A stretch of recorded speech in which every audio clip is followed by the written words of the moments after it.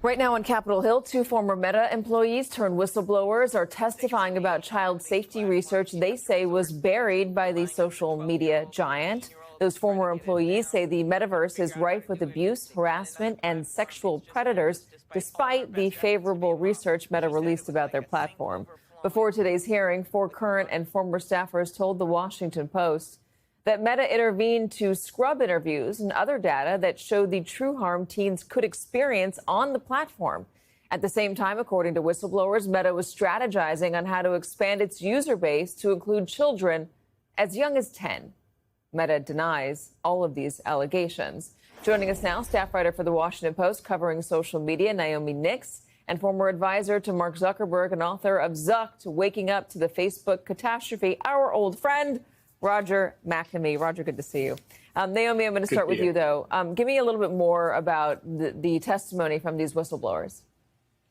Essentially, what the whistleblowers are saying is after the 2021 disclosures by Frances Haugen, in which a lot of internal studies were leaked and showed that young people, like young teen girls, were harmed by the company's products, that the company shifted gears and started stifling research, started limiting the scope of research projects and questions, and started essentially changing its appetite for how it approached studying youth safety in VR. So they said Meta would deploy lawyers who would screen and edit and sometimes veto certain research question lines.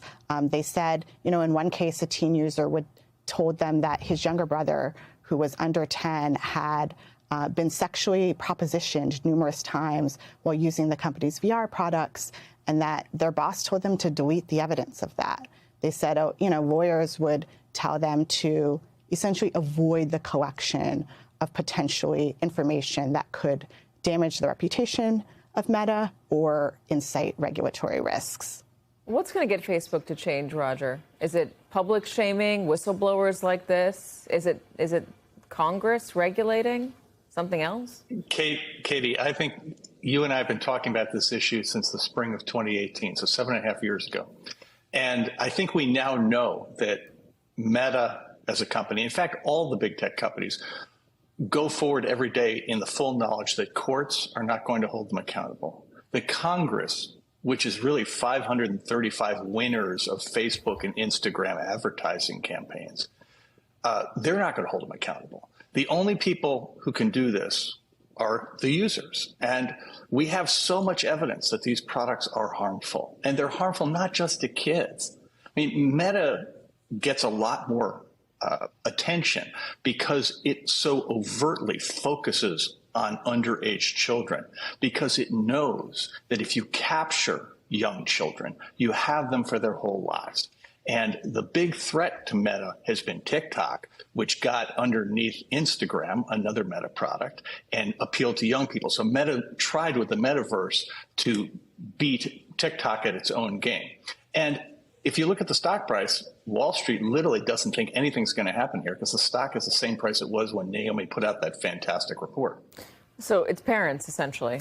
Parents have to say enough with this and log off, keep their kids off it? Yes, but they also have to do that with their own behavior. I mean, if you look at this, I mean, the notion that this is just about kids is clearly wrong. If you look at what Meta and Google and Microsoft and OpenAI are trying to do with artificial intelligence, they're trying to do exactly the same things, but on a much broader scale with much more damage to people's, essentially their ability to operate as human beings. Those companies in AI are trying to substitute technology for human beings. And every time you use ChatGPT or any one of these products, you are helping them do that. And at some point, we have to recognize these companies are not trustworthy. They not only don't have our interests at heart, they're actually directly trying to undermine our independence for their profit and their ability to control society.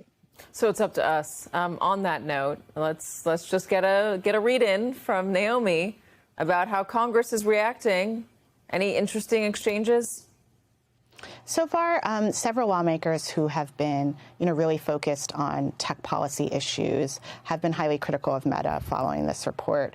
Earlier today, several of them held a press conference in which they said that they hoped that the revelations from the whistleblowers would prompt Congress to pass the Kids Online Safety Act, which is, a proposal that would establish kind of a duty for care for tech companies and how they handle kids online.